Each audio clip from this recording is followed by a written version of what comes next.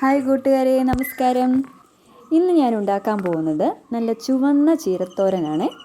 വെറും ചീരത്തോരനല്ല, ചീരത്തണ്ടും ചക്കക്കുരുവും ഒക്കെ ഇട്ടതാണ്. വളരെ സിമ്പിളായി വെക്കാൻ പറ്റുന്ന ഒരു തോരനാണ്, അതും ഒരു ഹെൽത്തി തോരനാണ്. ഇപ്പോൾ ചക്കക്കുരുവിൻ്റെയൊക്കെ സീസണല്ലേ, ഏത് ഇലയുടെ കൂടെയും ഞാൻ ചക്കക്കുരു ഉണ്ടെങ്കിൽ ഇടും. അപ്പോൾ നമുക്ക് വീഡിയോയിലോട്ട് പോയാലോ.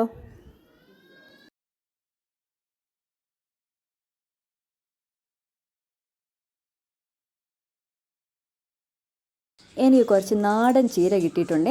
നമ്മൾ അത് നല്ലപോലെ കഴുകി വൃത്തിയാക്കി ക്ലീൻ ചെയ്തെടുത്തിട്ടുള്ളതാണ്. ഇതിൻ്റെ ഇലയും തണ്ടും എല്ലാം ഞാൻ പ്രത്യേകം മാറ്റി വെച്ചിട്ടുണ്ട്.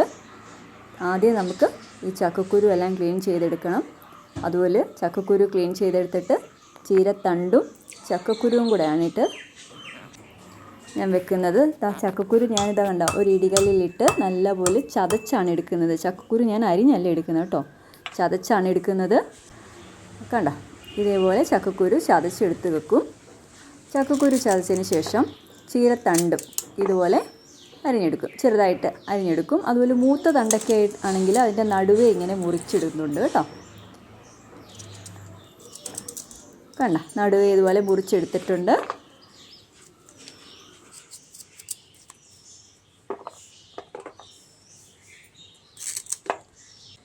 ചീരയും ഞാൻ അതുപോലെ ചെറുതായിട്ട് അരിയട്ടെ. ചക്കക്കുരുവും ചീരത്തണ്ടും കൂടി ആദ്യം നമുക്ക് കുക്കറിലിട്ട് നല്ലപോലെ വേവിച്ചെടുക്കാം.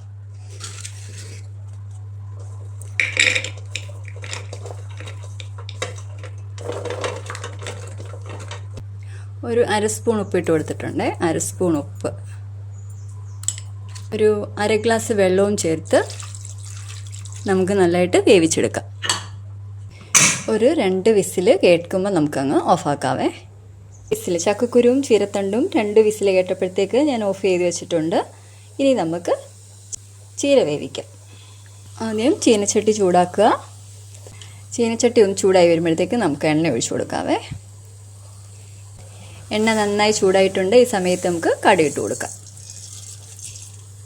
പൊട്ടിയിട്ടുണ്ട്. 2 വറ്റൽമുളക് കൂടെ ഇട്ട് കൊടുക്കാം. കൂടെ കുറച്ച് കറിവേപ്പിലയും കൂടെ. ഫ്ലെയിം നല്ലപോലെ കുറച്ച് വെച്ചിട്ട് നമ്മൾ അരിഞ്ഞു വെച്ചിരിക്കുന്ന ചീരയെല്ലാം ഇട്ട് കൊടുക്കാം. കണ്ടു,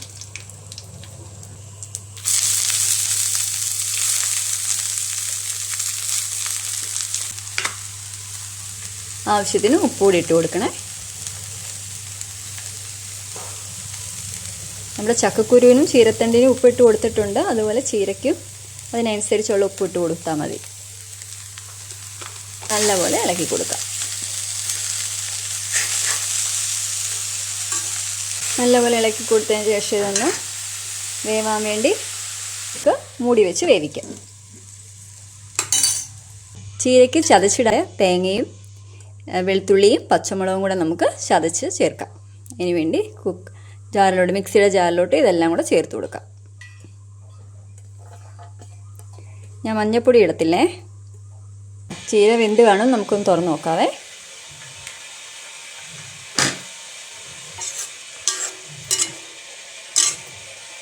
കുരുവും ചീരത്തണ്ടും കൂടെ അങ്ങ് ഇട്ട് കൊടുക്കാം. അതിൻ്റെ ആവിയെല്ലാം നല്ലതായിട്ട് പോയിട്ടിരിക്കുകയാണ്. ചീരത്തണ്ടും ചക്കക്കുരുവും കൂടി ഇട്ട് കൊടുക്കാം.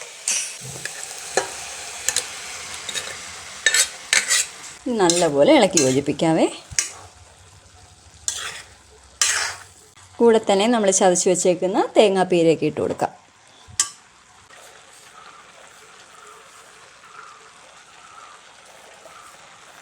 തേങ്ങാപ്പീര എല്ലാം ചേർത്ത് കൊടുത്തതിന് ശേഷം നല്ല ഇളക്കി കൊടുക്കാവേ. ആ ചീരയിലോട്ടും ചീരത്തണ്ടിലോട്ടും ആ തേങ്ങാപ്പീരയൊക്കെ നല്ലതായിട്ട് പിടിക്കട്ടെ. ഈ സമയത്ത് നമുക്ക് ഉപ്പ് വേണമെന്നുണ്ടെങ്കിൽ ഉപ്പൊക്കെ ചേർത്ത് കൊടുക്കാം.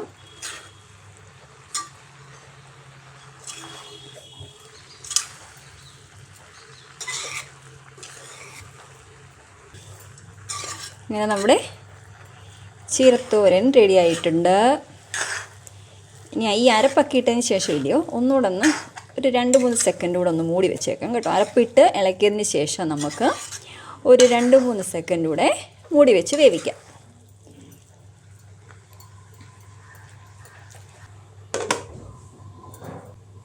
രണ്ട് മൂന്ന് സെക്കൻഡായി, നമുക്ക് തുറന്ന് നോക്കാം.